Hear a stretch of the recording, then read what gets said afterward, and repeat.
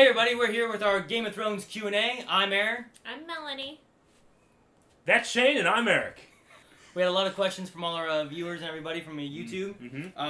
We're just going to jump straight into our questions. Jump. One we had from Matt. You know my O face. Oh. After you witnessed Stannis do what he did, who would you rather fight for in the upcoming battle?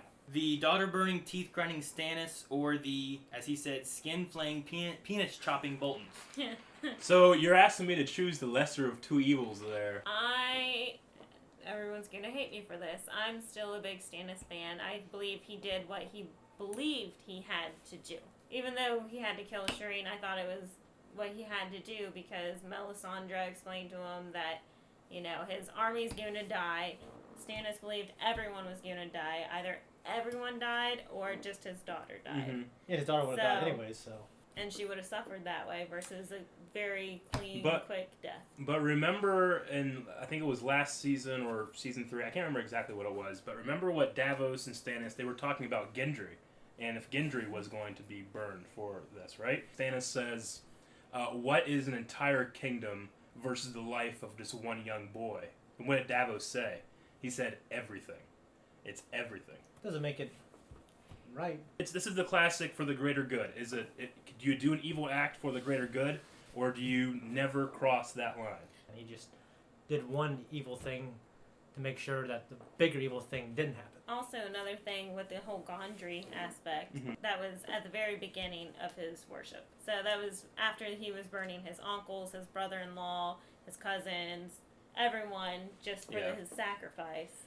But when it came to the child, he did listen to Davos, but then he kind of kicked himself after he had Davos smuggle him away. He comes to Davos, and Davos makes the remark like, I think you came to me, so I would talk you out of it.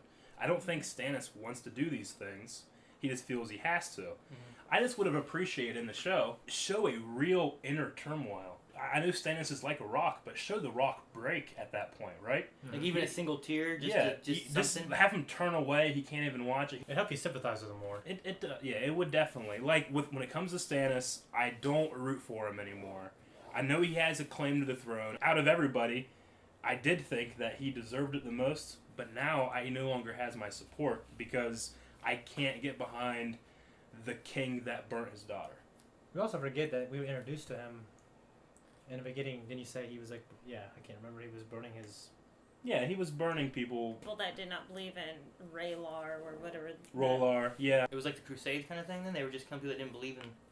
Kind of people that were still worshiping like the old gods and the many-faced gods and whatnot. They would take them. Like the thing I'd say about that is that it's like, well, those other people, they had slighted him somehow. His daughter was like, I'll do anything for you, Daddy. She did not slight him at all, and I understand that's what makes the sacrifice. But screw you to any god that demands such a sacrifice, honestly. Sorry, Lord. So, whenever that guy, what was the name of the commenter? That was Matt. So, Matt, what I would say is I root for neither. I am Team Night's King. Go White Walkers! I feel like I still have to root for Stannis. It doesn't mean I have to like him. Yeah, I still think I still think he might be a good king. Yeah, if you force me to choose one of them, I still have to pick Stannis. Honestly, the only person that I'm left really rooting for in all of that is Brienne, Sansa, and Davos. Yeah. Brienne now has a reason for Brienne to take out Stannis. And that's another thing. We do know that she hates Stannis because Stannis killed Renly. Team Brienne, she has a Valyrian sword. Exciting things will be happening, but we'll see if they happen this season. Let's move on to... actually, I want to thank Jazban Chavwa, Gendry, because I guess I asked about why didn't they kill him, but I guess Davos had smuggled him out. Yeah, they put him on the boat, and he's been rowing on that boat ever since. But on the same lines of that, RPFS2 and Ido Setter had both mentioned when they were going to burn Gendry, one of them thought that it was to bring dragons or something like that. Well, there's always been an idea that Dragonstone has these like ancient stone dragons that died there, and that maybe a sacrifice could bring them back to life. Okay. Yeah. So that with thinking of that, what will Shireen bring? Is it hopefully going to be more than just a better season for them to be able to make their army move through? I have to imagine that it's going to be just breaking winter and allowing either supplies to get through the snows or them to get closer to Winterfell. Nothing major, not like a whole... One of them made a comment about hopefully it brings an army of shadow babies. Yeah. Shadow babies come from semen, though. Not sacrifices. I hope nothing happens, so it makes Stannis completely question his belief Yeah, system. but then his daughter died in vain. I mean, something's gonna happen. I mean, Well, if we have to endure that, at least something. At least give some kind of like. What we already know from the show is that up north they already have too many wildlings, so we're already assuming that a lot of the wildlings are probably going to come down south towards their camp, so they're going to end up with more recruits, and they're already killing the horses that had been burnt for meat, so they're getting more food. Yeah, but you have to remember, this is the Southern King that burnt their king alive, so they may not like Stannis that much. And then along the same lines as Stannis, we had Zelvinus asked, with all that Stannis just did with his daughter, how do you guys think Davos is going to react? And is this going to be the straw that finally takes him away from Oh, following I Stannis? definitely... Yeah, definitely. There's a reason why they focused on the relationship between Davos and Shireen, to show that closeness. Narratively speaking, he's definitely going to break from Stannis after that. I think honestly Davos had an idea, so I don't know if that's actually going to break him or not. It might push his decision, but I mean, this whole entire time, Melisandre has been trying to get him to sacrifice Shireen. This is no news. This has been happening for a very long time because she needs king's blood. I think since he has an idea, and he kind of accepted it, and was giving Shireen all the love that he could before he left, I think he kind of came to terms with it, and he knows that he's Stannis' hand, and Davos is the most devoted man that you can ever meet. So you don't think he's going to leave? Okay. So I think he's going to come back. What about you, Eric?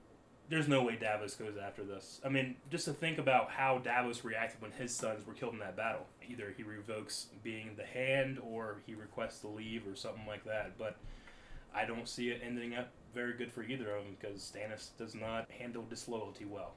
Next thing is with Arya. We had this from Marlon Ortiz.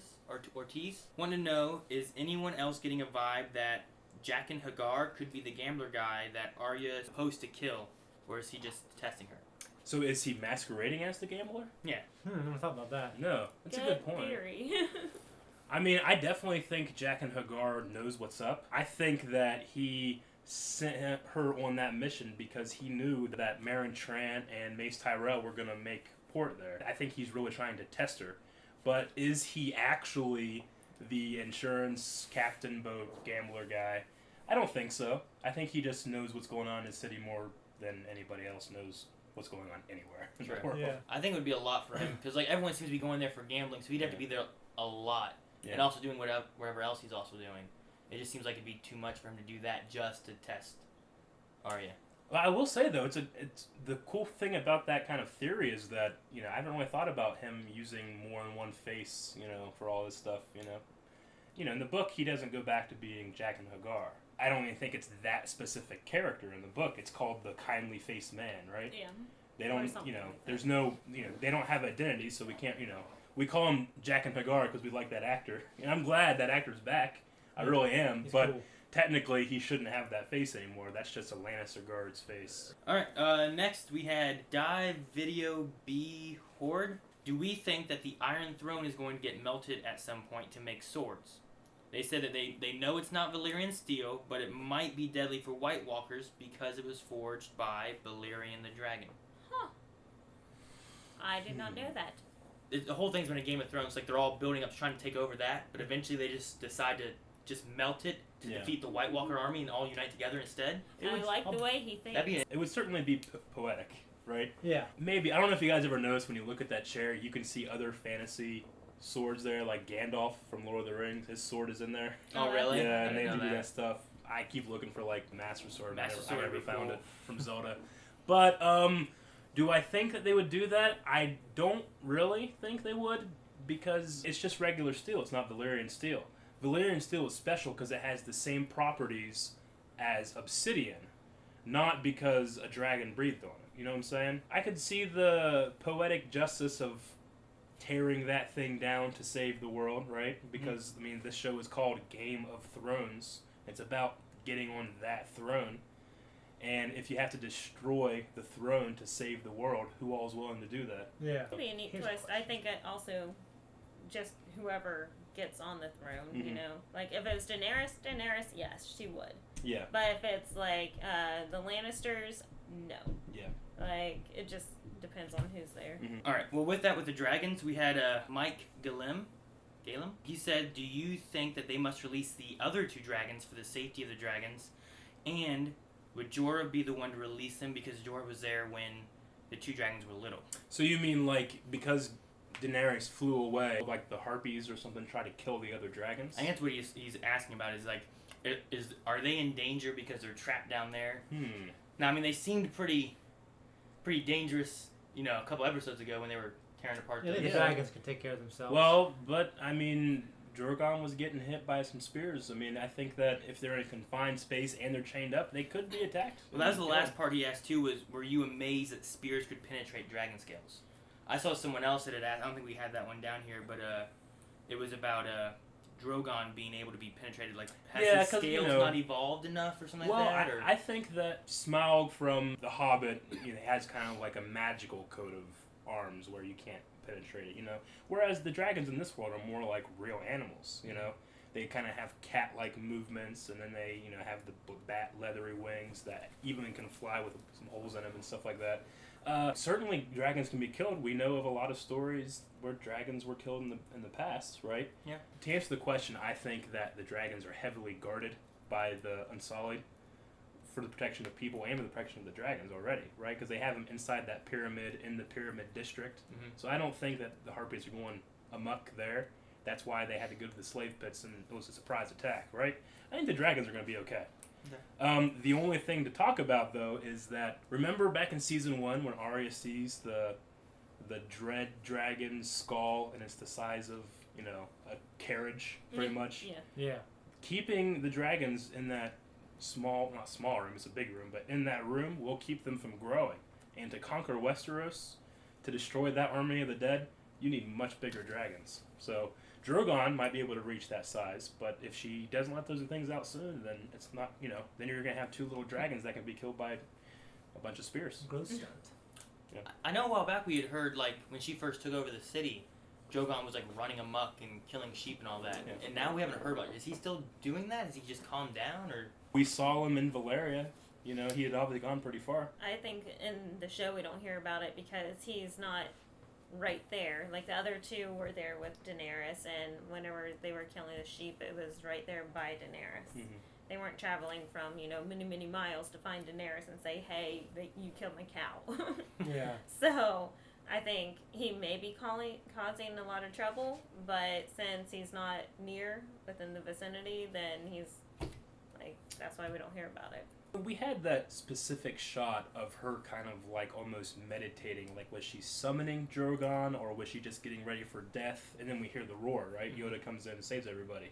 Yep. We also had a moment where she has her hands up, almost touching his, his snout. Is he going to listen? Is he going to, fight for her? Is he going to eat her?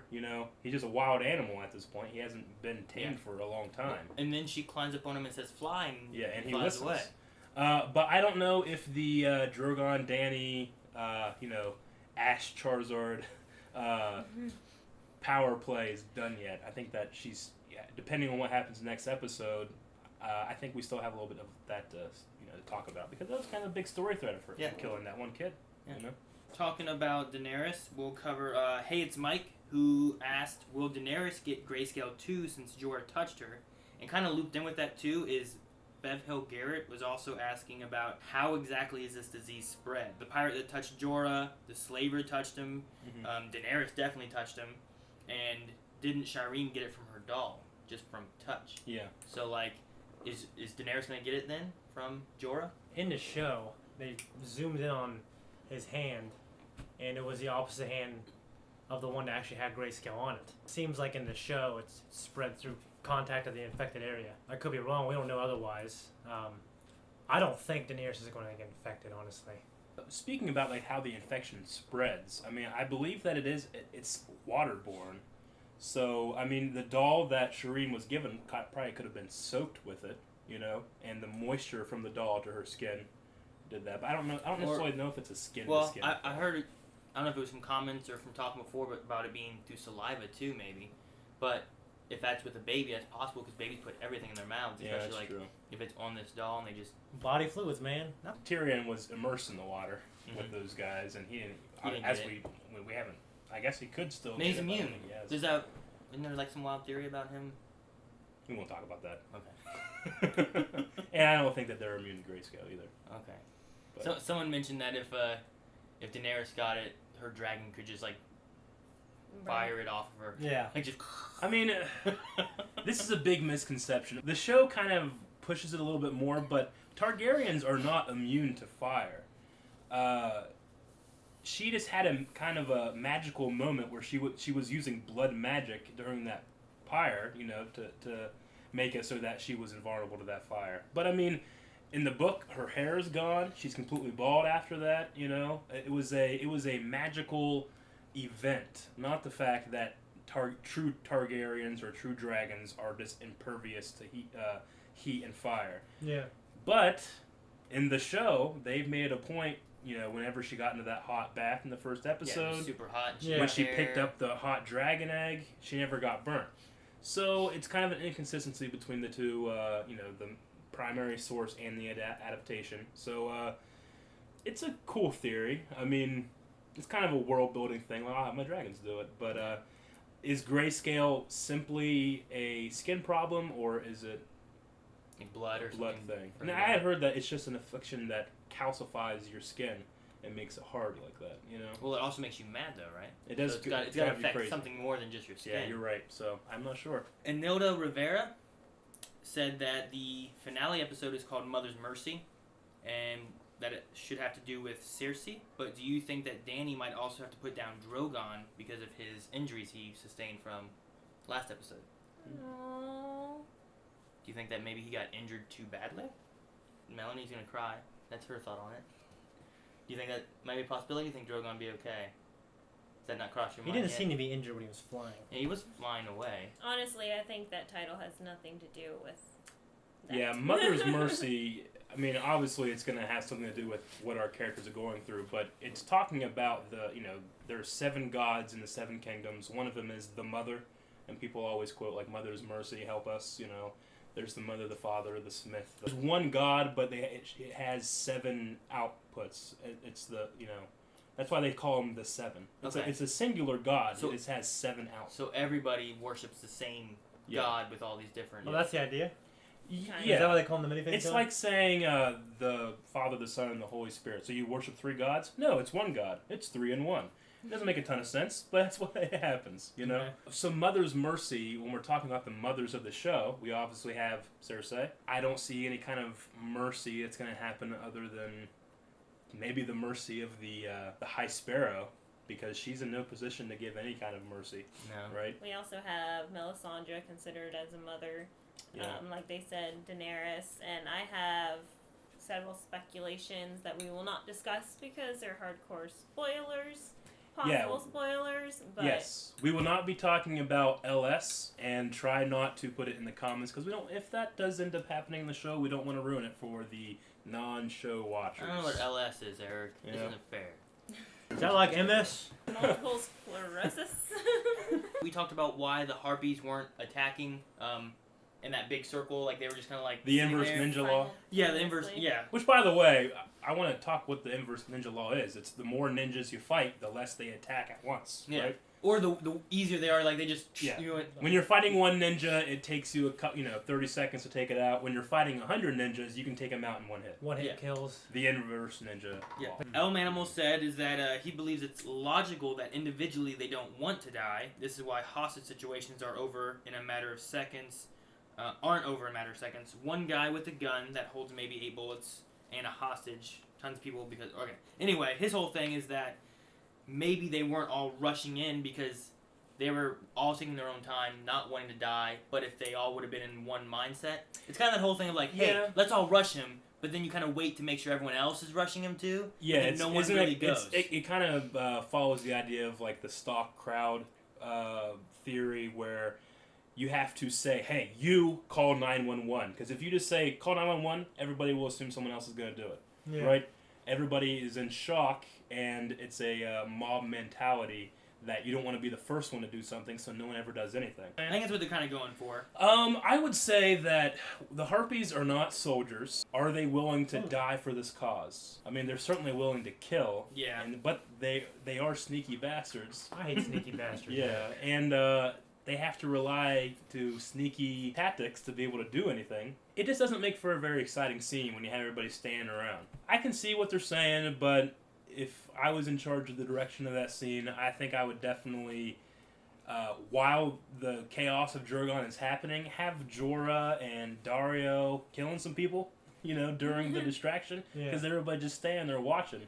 And it lets your mind go like, why aren't they throwing spears at Dany right now? I mean, I guess I wasn't focused enough on what everyone else wasn't doing because of because of the dragon. But I would still, from a choreography standpoint, would not put up with that. Well, I guess for those of you that watch HBO behind the scenes for Game of Thrones, they kind of hit and miss this whole topic. They've never choreographed a scene like this before, and they're like, this is so out of our spectrum. So honestly, to me, it sounded like they were coming up with a whole bunch of lame excuses. Yeah, because there's... Like, did you not see episode 8? Like, they had never done anything like that before, and they knocked it out of the park. Yeah, maybe that was a different team. It had to have absolutely been a different team because of the locations they film in. Yeah. But I mean, I just felt like Drogon's attack on the stadium had a lot of big attack tropes, like people just standing around doing nothing, fighting one at a time, people in the background never going for exits, they're just running back and forth.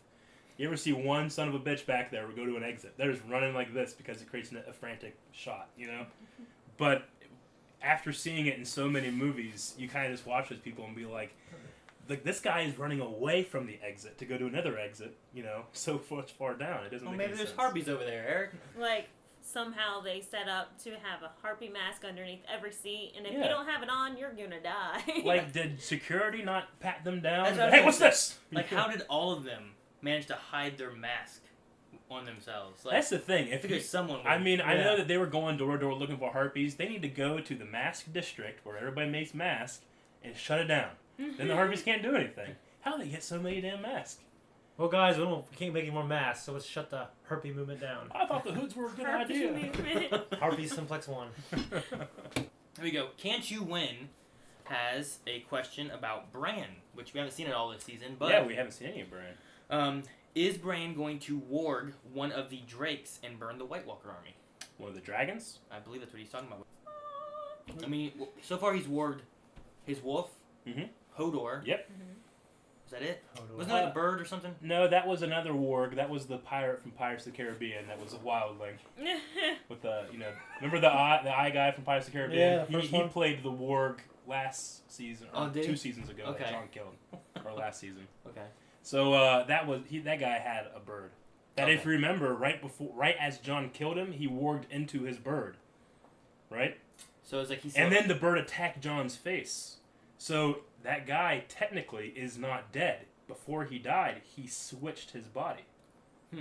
So is that what happens when they warg? Is they switch bodies with whatever they're warging When you with? warg, you are in another person's body. If your original body dies, you cannot warg back into What if your you get body. killed in the animal body? I think that unless you've done the actual ability to get back in, you could very well die, and your other body is... It's like when your Pokemon get lost in a link cable. Right, Can't go exactly. back. And it's gone.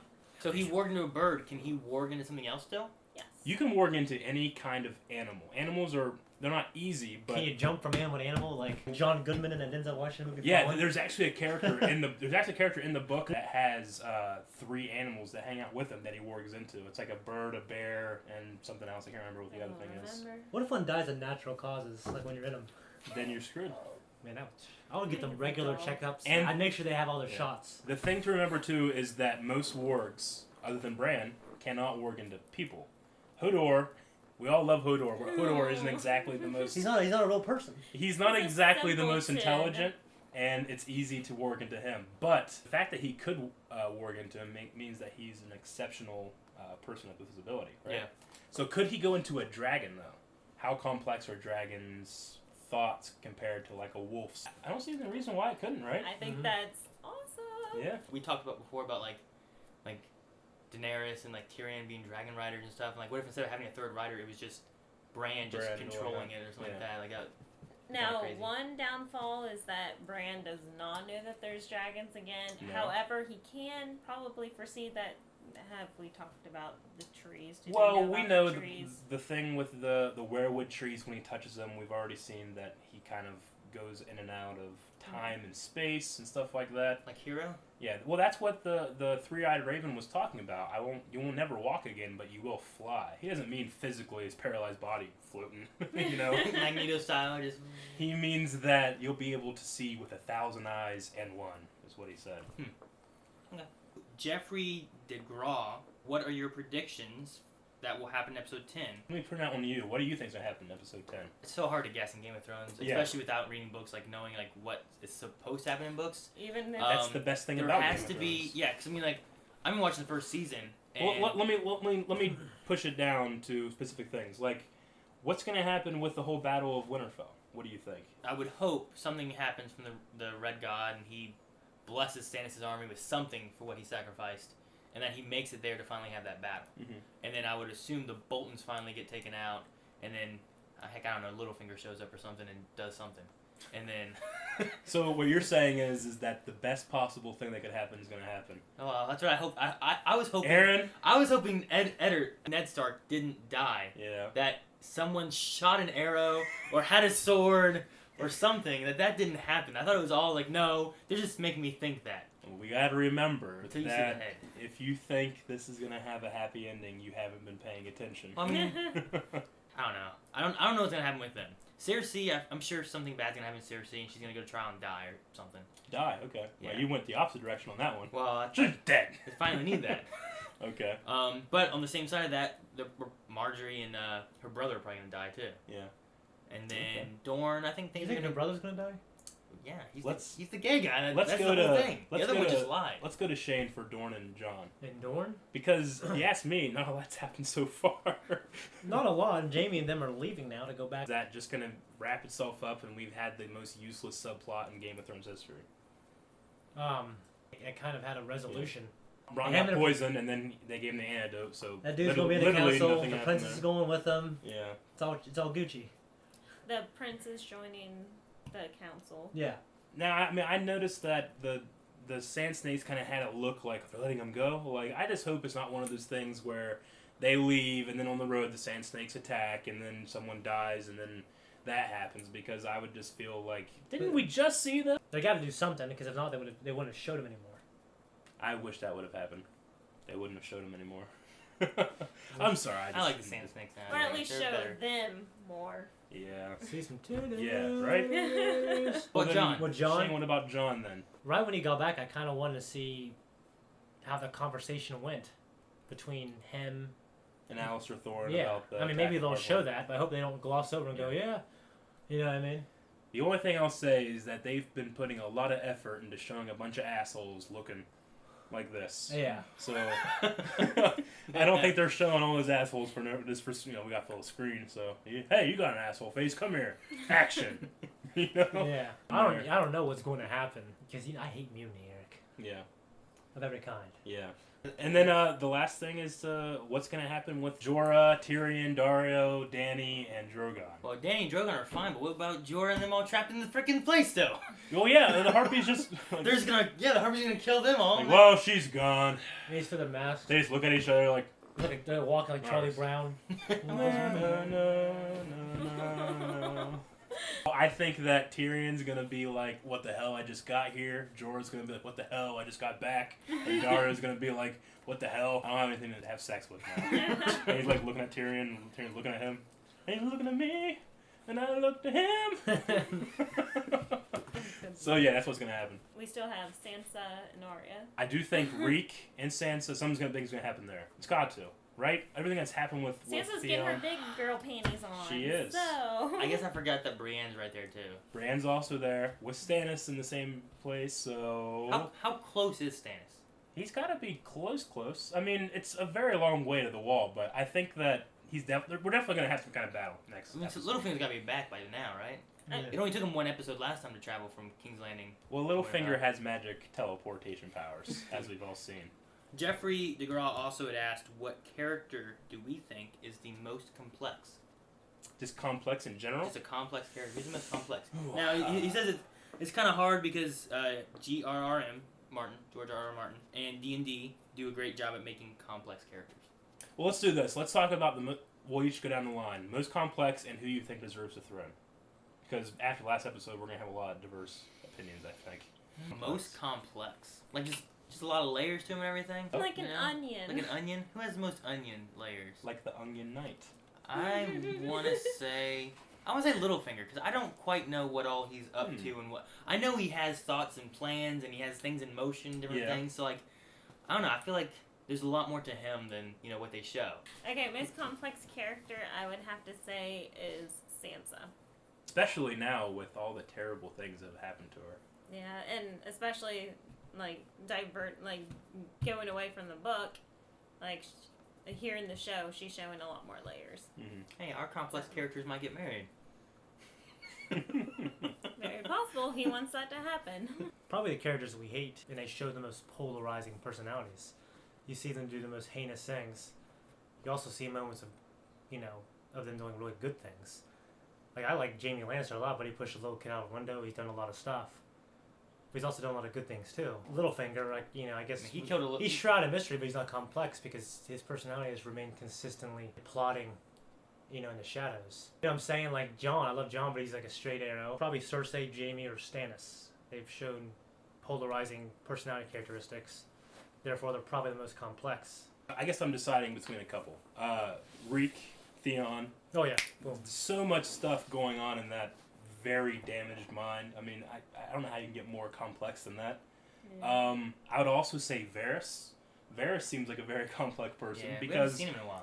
He kind of just took off. We think he's loyal to the Targaryens and to the realm. Well, he's loyal to the realm, and he wants to bring Dany in because he thinks she would be the best ruler, right? We'll see what's going to happen with the Spider. I don't think we've seen the last of him this season. I think that there's a reason we haven't. He just kind of went off the face of the earth. Yeah. He's not in that warehouse. Yeah. What the hell is he going to do there?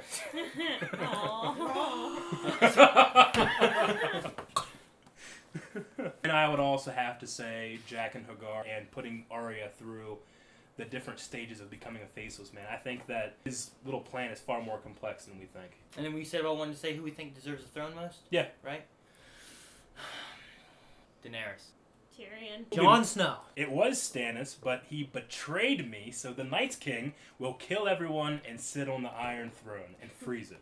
All right, is there anything else? That is all the questions we have that we picked out of everything. Okay, real quick, as you guys can see in the last video I put up, we were hit with a ton of strikes from YouTube, so we will slowly be rebuilding Season 5's reactions videos, but they'll be a lot different than what they were. They'll just be 10-minute highlight reels, so I'll try to get those up. That's going to be a lot of work, so cut me a break a little bit on that. All right, we are going to be watching the Episode 10 promo, and then we will see you guys Sunday. I'm Aaron. Melanie. And I'm Shane. I'm Spartacus. We'll see you guys Sunday. To do that. If it's something that's going to risk her being killed, I have to assume it's escape. Maybe with Theon? Maybe not. Yeah, we'll see. Maybe Brienne showed up. Maybe Brienne showed up, so we'll see. The big thing, obviously, is Ice Moment. Oh, yeah, the old Stannis. So, is Stannis' sacrifice worth it? I mean, obviously, he threw his sword there, but he's at the walls. He's starting a